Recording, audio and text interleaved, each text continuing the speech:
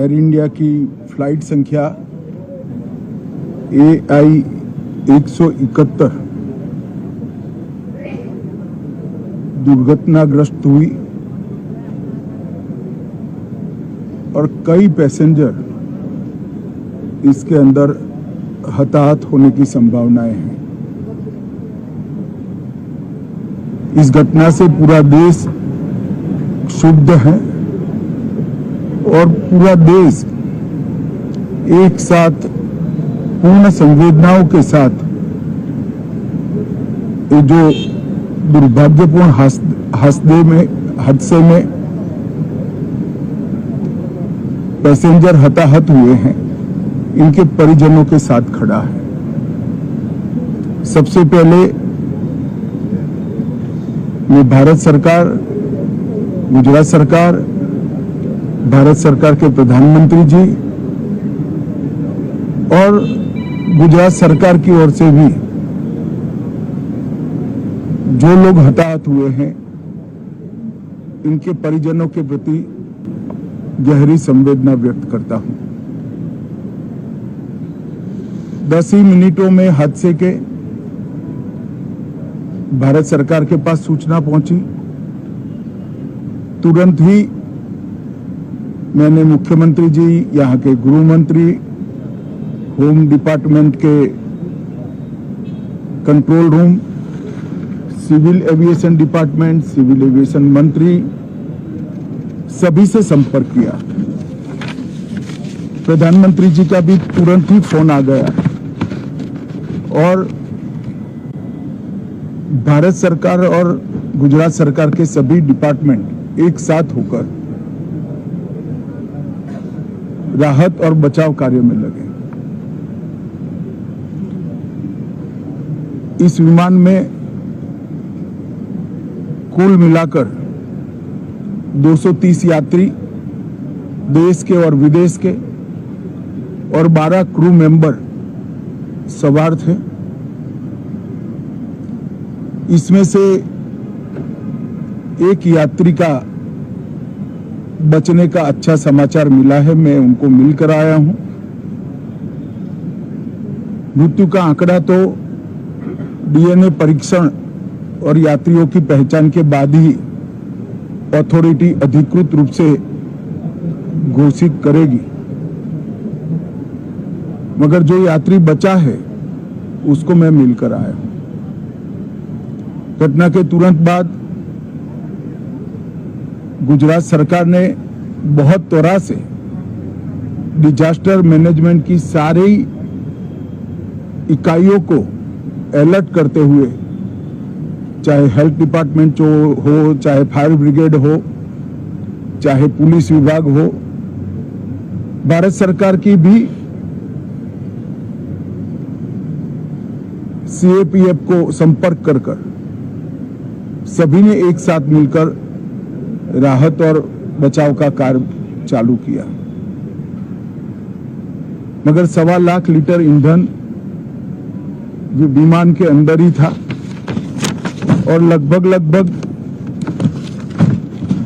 गर्मी, तापमान इतना ऊंचा हो गया कि किसी को बचाने की मौका ही नहीं मिला।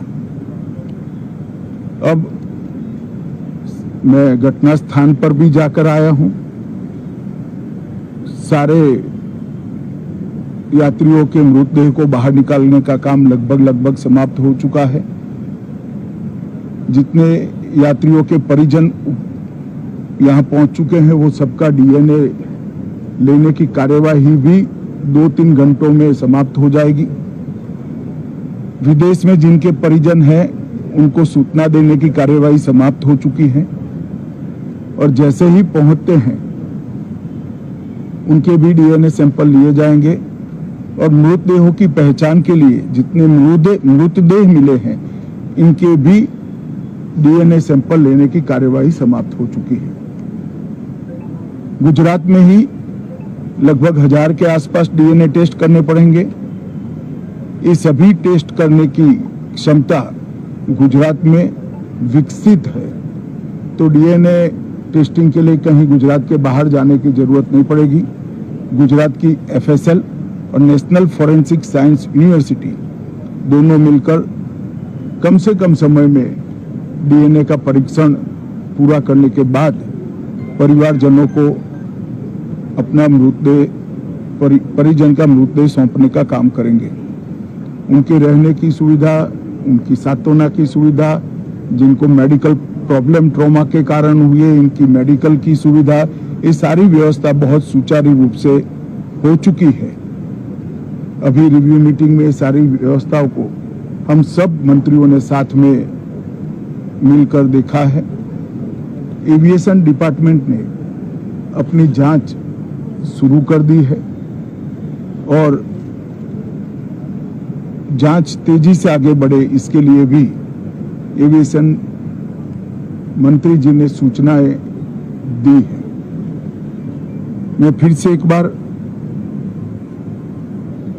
राहत काम में जिन जिन एजेंसियों ने त्वरा के साथ बचाव और राहत का काम किया वो सभी का धन्यवाद करना चाहता हूं और फिर से एक बार जिन्होंने अपने परिजनों को गंवाया है, हताहत हुए हैं, वो सभी को मनपूर्वक संवेदनाएं व्यक्त करता हूं। मैं एक बात जरूर कहना चाहता हूं कि ये एक्सीडेंट है, एक्सीडेंट को कोई रोक नहीं सकता, परंतु 365 दिन 24 घंटा इस तरह की घटना के लिए प्रशासन का जो अलर्टनेस है उसकी कसौटी उसी वक्त होती है जब ऐसी घटनाएं होती है। और आज गुजरात के डिजास्टर मैनेजमेंट की तैयारियों का एक प्रकार से दुर्भाग्यपूर्ण तरीके से मगर कसौटी हुआ और बहुत त्वरा के साथ यहाँ पर काम किया गया, वो पूरे देश के मीडिया के सामने और परिजनों के सामने भी आया है। अंत में मैं फिर से एक बार सम्माननीय प्रधानमंत्री नरेंद्र मोदी जी की ओर से, भारत सरकार और गुजरात सरकार की ओर से सभी हताहत CAPF को संपर्क कर सभी ने एक साथ मिलकर राहत और बचाव का कार्य चालू किया। मगर 1.25 लाख लीटर ईंधन विमान के अंदर ही था और लगभग